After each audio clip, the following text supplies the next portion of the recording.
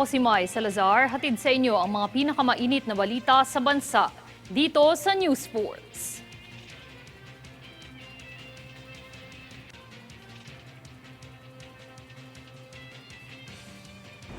Sa ulo ng mga balita, DOH inaasahang manatili sa pagbaba ang kaso ng influenza-like illness at COVID-19 sa bansa sa susunod na buwan. Taas presyong pagkain, tubig at kuryente dulot ng El Nino pinaghahandaan. Voter registration applicants higit 340,000 na. PBBM mas pinaigting ang pagbibigay ng discount sa gamot sa mga senior citizens. Pastor Kibuloy, inaming nagtatago siya bunsod ng umanong banta sa kanyang buhay. 100 pesos minimum wage hike aprobado na sa Senado. Ilang grupo ng manggagawa nagbigay ng sentimiento. Patas at pantay na balita. Komprehensibong ulat para sa pulso ng masa. Ito ang News Force. Para sa unang balita, ang mga kaso ng COVID-19 at influenza-like illness o ILI sa Pilipinas ay masusing binabantayan pa rin ng Department of Health o DOH. Ayon sa kamakailang data, nagkaroon ng pagbaba sa bilang ng mga kaso ng ILI at COVID-19 at ang bilang na ito ay inaasahang manatili sa darating na buwan. May kabuuang 16,155 kaso ng ILI ang naiulat mula unang araw ng Enero hanggang 3 ng Pebrero 2024, mas mababa ng 19% kumpara sa mahigit 19,000 kaso ng ILI na iniulat sa parehong panahon noong 2023 sa buong bansa. Samantala, mula ika-6 hanggang ika-12 ng Pebrero, 661 bagong kaso ng COVID-19 ang naiulat na nagre-resulta sa 74 na kaso lamang bawat araw. Mas mababa ng 35% kumpara sa average na bilang ng mga araw-araw na kaso na naitala noong ika-30 ng Enero hanggang ika-5 ng Pebrero.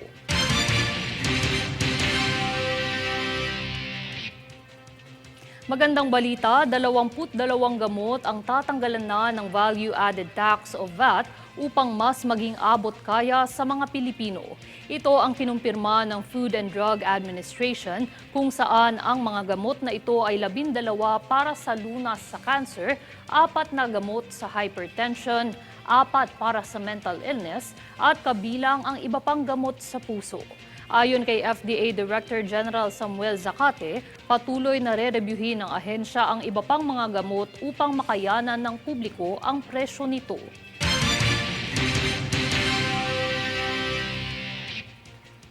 Sa ibang balita, itinala ng Philippine Institute of Volcanology and Seismology o PHIVOLCS ang pagtungtong sa Alert Level 2 ng Bulkang Mayon kung saan nagbuga ito ng 845 tons ng sulfur dioxide flux o asupre. Mahigpit na ipinagbabawal ang pagpasok sa loob ng 6 na kilometrong permanent danger zone nito at anumang paglipad ng sasakyang panghimpapawid sa paligid nito. Asahan na rin ang biglaang pagputok ng steam o phreatic explosions, rockfall mula sa tuktok ng bulkan at pag-agos ng lahar kung sakaling umulan man.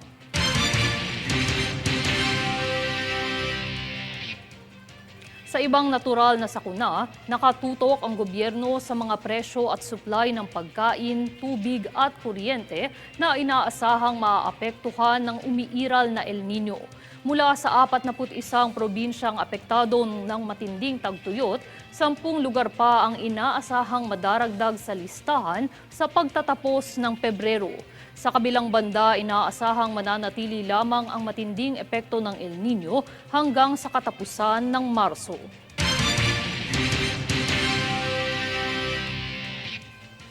Kaugnay pang balita, pinangangambahan ng Philippine Atmospheric, Geophysical and Astronomical Services Administration o PAGASA ang patuloy na nababawasang level ng tubig sa Angat Dam. Ito ay dahil sa kakulangan ng pag-ulan kung saan nasa 207.78 meters na ang level ng tubig nito, mas mababa ng 0.2 meters nitong linggo. Sa katunayan, ang Angat Dam ang isa sa mga pinakamalaking dam na nagbibigay umano ng inuming tubig at enerhiya sa Kalakhang, Maynila.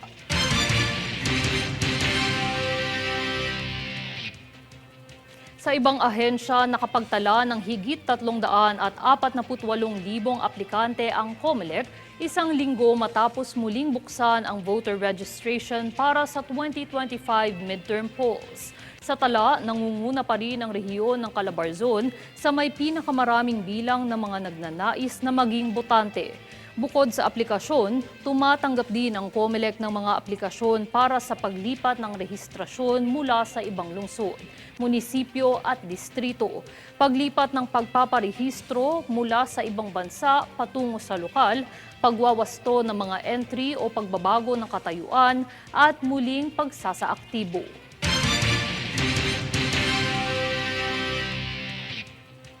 Samantala, batay sa datos ng National Disaster Risk Reduction and Management Council, tuloy-tuloy na naghahatid ng tulong para sa mga nasalanta ng amihan at trough ng low-pressure area sa Mindanao. Sa tala, umabot na sa 257.6 milyong pisong halaga ng tulong ang inihandog. Partikular ang mga delata, tubig inumin, food packs, hygiene kits, medical supplies, tents at iba pa. Partikular na hinatira ng tulong ang mga residenteng apektado sa Northern Mindanao, Caraga at Davao.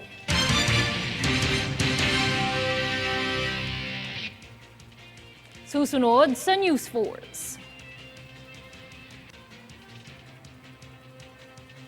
PBBM bukas sa mungkahing bigyan ng karagdagang benepisyo ang mga buntis.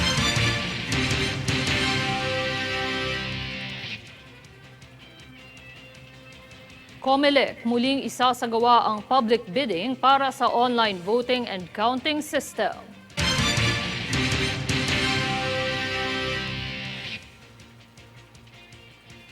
Iba't ibang Taiwanese association sa bansa ipinagdiwang ang Lunar New Year 2024.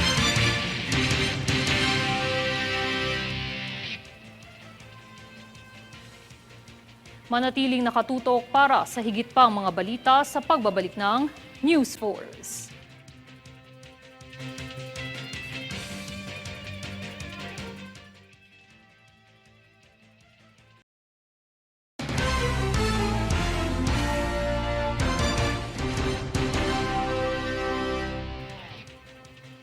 Inatasan ni Pangulong Ferdinand Marcos Jr. ang Food and Drug Administration na tiyaking nasusunod ang pagpapatupad ng pagbibigay discount sa mga senior citizen sa kanilang mga gamot. Sa ilalim ng Administrative Order No. 2012-007, binibigyan ang mga senior citizens ng 20% diskwento at VAT exemption sa mga generic at branded na mga gamot. Sakop rin nito ang mga vitamins at mineral supplements na nireseta ng mga doktor. Panawagan ng mga kinauukulan, sundin ang pamantayang ito upang mabigyang benepisyo ang mga senior citizens.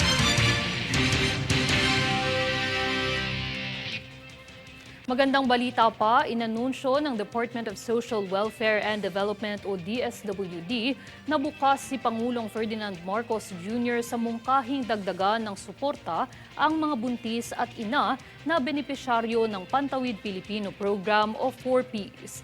Ayon kay DSWD Secretary Rex Gatchalian, ito ay sa ilalim ng isinusulong na First 1,000 Days Grant kung saan magkakaroon ng panibagong grant ang mga buntis at ina na may anak na 2 taong gulang. Sinang-ayon umano ito ng Pangulo, kaya naman ayon sa DSWD ay pag-aaralan na ito at makikipagtulungan sa ibang ahensya para sa panukalang ito.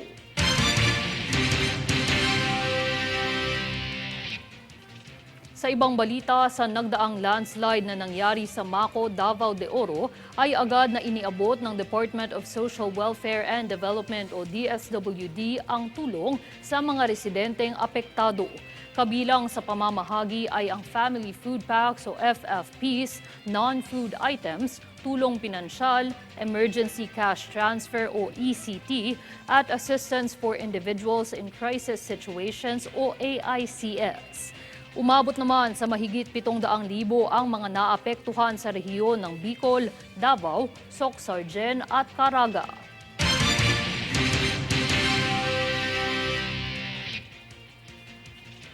Buhat ng patuloy na pagtaas ng mga presyo ng bilihin, isa ang panukalang 100 pisong taas sweldo ang iminungkahing solusyon upang maibsan ang pasanin ng mga manggagawa.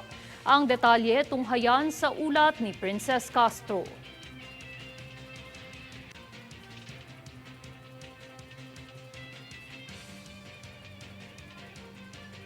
Kaugnay ng kamakailang pag-aproba ng Senado sa panukalang pagtaas ng 100 pisong minimum wage sa mga pribadong sektor, nagpahayag ng mga saloobin ng ilang grupo ng manggagawa at ekonomista hinggil dito. Kabilang sa mga nagpahayag ng sentimiento ay sina Attorney Luke Espiritu, Presidente ng Bukluran ng Manggagawang Pilipino, Jerome Adonis, Secretary General ng Kilusang Mayo 1 at Sunny Africa, Executive Director ng Ibon Foundation. Mariinggit nila ang 100 pesos wage hike ay makatutulong mapagsigla sa ekonomiya sa pamamagitan ng pagtaas ng lokal na paggasta ng komunidad. Ang pahayag na ito ay matapos ang kanilang pagtutol sa mga malalaking grupo ng negosyo kung saan ikinababahala ng mga negosyante na ang pagtaas ng sahod ay magkakaroon ng masamang epekto sa inflation at ekonomiya ng Pilipinas. Samantala, binigyang diin na Espiritu, Adonis at Africa na ang kanilang katuwiran ay nakaayon sa komprehensibong pananaliksik na nagpapahiwatig na ang karaniwang pamilya ng 5 sa Pilipinas ay nangangailangan ng pang-araw-araw na kita na nasa 1,200 piso upang mapanatili ang isang marangal na antas ng pamumuhay at ang tinatawag nilang living wage. Dagdag pa nila, kahit na may panukalang karagdagang 100 piso kada araw, ang kabuwang halaga ay bumababa sa below the subsistence level. Dahil sa ikinababahalang epekto nito sa mga maliliit na negosyante, ay iminungkahi ng 3 ang isang pragmatic na solusyon para sa mga micro at small enterprises na nakikipagbunos sa inaasahang pagtaas ng sahod kung saan sila ay dapat na magkaroon ng wage subsidies mula sa gobyerno. Sa kabilang banda, sinabi ng 3 na ang tunay na mga reformang sosyo-ekonomiko ang magtataguyod para sa kapakanan ng mga manggagawa at magsasaka, ang muling magpapasigla ng mga lokal na industriya ng pagmamanufaktura at ang modernisasyon ng agrikultura para sa pinahusay na seguridad sa pagkain. Princess Castro, nag-uulat para sa One Media Network.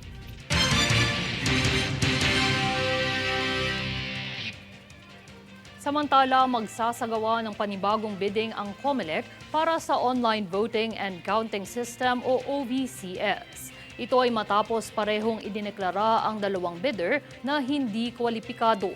Ayon kay COMELEC spokesman John Rex Laudianco, marami pang kumpanya ang kumuha ng bidding documents, ngunit kalaunan ay ipinaalam sa COMELEC na hindi sila makakasali sa proseso ng bidding dahil sa kahirapan sa pagkuha ng mga kinakailangang sertipikasyon.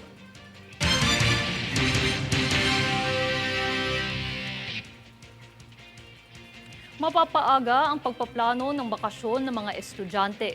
Ito ay matapos irebisa ng Department of Education o DepEd ang school year calendar.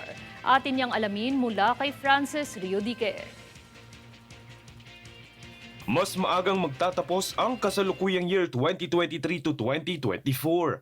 Ito ay matapos i-anunsyo ng Department of Education na hanggang May 31 na lamang ang klase ng mga estudyante. Base ito sa inilabas na Department Order 003 na pinirmahan ni Vice President Sara Duterte nitong nakaraang Lunes. Sa ilalim nito, ang pagbubukas ng klase ng school year 2024 to 2025 ay magsisimula sa July 29, 2024 at magtatapos sa May 16, 2025. Ayon kay DepEd spokesperson Undersecretary Michael Poa, ito ay ang pagsisimula ng ahensya sa paunti-unting pagbabalik ng school break na Abril hanggang Mayo. Aniya, ayon sa kanilang pagsusuri, tinatayang 1 linggo lamang ang nabawas sa araw ng klase ng mga estudyante. Dagdag pa rito, ayon sa DepEd, tinatayang 3 taon pa bago maibalik ang orihinal na school year. Samantala, malaya naman daw umano ang mga pribadong paaralan kung susunod sila sa DepEd order na ito na mas maagang pagtatapos ng klase. Francis Riudique, nag-uulat para sa One Media Network.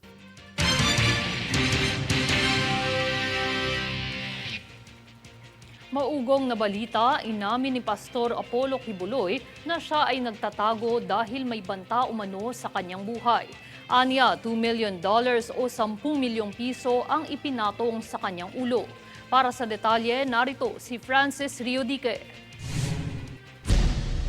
Sana po press conference ang tatawagin ko ngayon.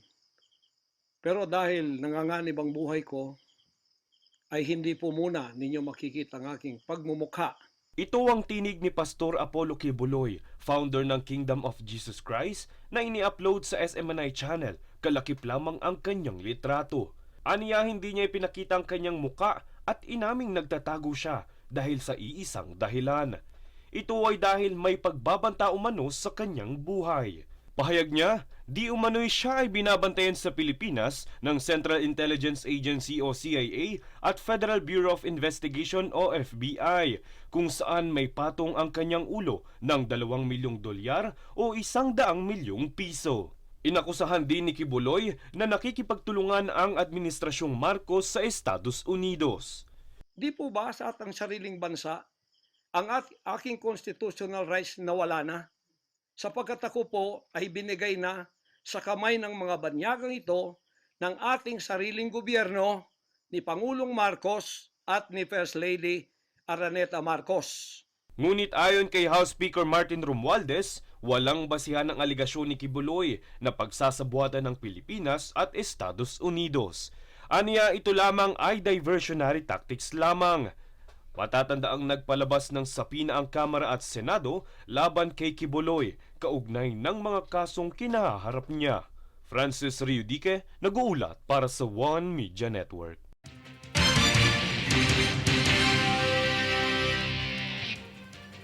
Alinsunod sa tradisyon at pagpapaiting ng ugnayan ng Taiwan at Pilipinas, ipinagdiwang kamakailan ng iba't ibang Taiwanese Association ang Lunar New Year ngayong taon.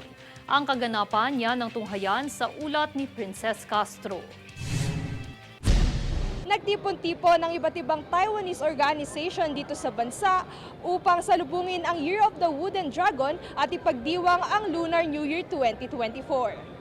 Bilang isang tradisyon ng mga Taiwanese sa pagsalubong sa bagong taon, ginanap sa lungsod ng San Juan nitong Sabado, 17 ng Pebrero ang kanilang itinuturing na selebrasyon at bonding sa pag-uumpisa ng taon. This year is the year of dragon. So according to Chinese tradition, dragon symbolize supreme power, majesty, and nobility. So I truly believe that this year will be a year of very auspicious and promising one. Layon din ng pagtitipon na ito na mas paigtingin pa ang relasyon sa pagitan ng dalawang bansa, kung saan maraming mga nakahandang programa at proyektong aabangan ang dalawang komunidad sa taong ito. We are going to have some projects in the area of agriculture. We'll continue to invite 100 Filipino young farmers to Taiwan for internship for 11 months. And we also will expand our mission, Taiwan Technology Mission in Tarlac, to expand the agricultural cooperation to other provinces. Tampok sa nasabing kaganapan ang traditional dragon dance na naging hudyat sa pagsisimula ng kaganapan. Kaugnay nito ay nagkaroon din ng traditional na wine toasting bilang simbolo ng pagsasama-sama. Nagikot-ikot din ng ilang opisyal upang maki-wine toast at bumati ng isang masaganang bagong taon para sa lahat. Bukod sa salo-salo ay namahagi rin ng mga pampaswerteng ampaw ang iba't ibang Taiwan organization leaders sa mga bata at matatanda na sinabayan din ng isang raffle event. Napuno ng kasiyahan ang lugar matapos okupahan ng humigit kumulang 500 bisita ang pagtitipon. Samantala, ang selebrasyon ay pinangunahan ng Taiwan Association in the Philippines, Philippine Cavite Taiwan Association, Taiwan Hakka Association in the Philippines, Taiwanese Chamber of the South Philippines, Subic Bay Taiwan Chambers of Commerce Incorporated, Taiwanese Compatriot Association in the Philippines, at Taiwan Chamber of Commerce and Industry in the Philippines. Para naman sa Filipino-Taiwanese community sa bansa, nagpaabot ng mensahe si Frankie Yang, Presidente ng Taiwan Chamber of Commerce and Industry in the Philippines. We are expecting for future in this coming year 2024, all the Taiwanese will have a more secret in Philippines. Kabilang din sa mga nagpahatid ng mensahe ay si Tom Lin, Presidente ng Taiwan Association Philippines, na bumati sa lahat ng Filipino-Taiwanese community na maligayang bagong taon at naghangad ng kasaganahan para sa lahat ngayong taon. Samantala, nagtapos ang pagtitipon sa pagpapamalas ng mga talento ng komunidad na nagtanghalang iba't ibang Taiwanese song sa madla. Sa kabuuan, hangad ng Taiwanese community na mas lalo pang umigting ang pagkakaibigan at ugnayan nito sa Pilipinas, partikular na ang kalakaran ng negosyo sa pagitan ng dalawang bansa. Sa lahat ng Filipino-Taiwanese community, pagbati ng Gong Chi Fa Chai, Princess Castro, nag-uulat para sa One Media Network.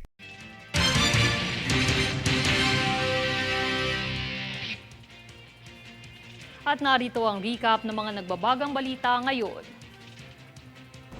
Sa ulo ng mga balita, DOH inaasahang manatili sa pagbaba ang kaso ng influenza-like illness at COVID-19 sa bansa sa susunod na buwan. Taas presyong pagkain, tubig at kuryente dulot ng El Nino pinaghahandaan. Voter registration applicants higit 340,000 na. PBBM mas pinaigting ang pagbibigay ng discount sa gamot sa mga senior citizens. Pastor Kibuloy, inaming nagtatago siya bunsod ng umanong banta sa kanyang buhay. 100 pesos minimum wage hike aprobado na sa Senado. Ilang grupo ng manggagawa nagbigay ng sentimiento. Patas at pantay na balita. Komprehensibong ulat para sa pulso ng masa. Ito ang News Force. At yan ang pinakamainit na mga balita ngayong araw. Manatiling nakatutok sa aming mga ulat at updates sa aming Facebook page, facebook.com/OneMediaNetwork. Ako si Mai Salazar at ito ang News Force.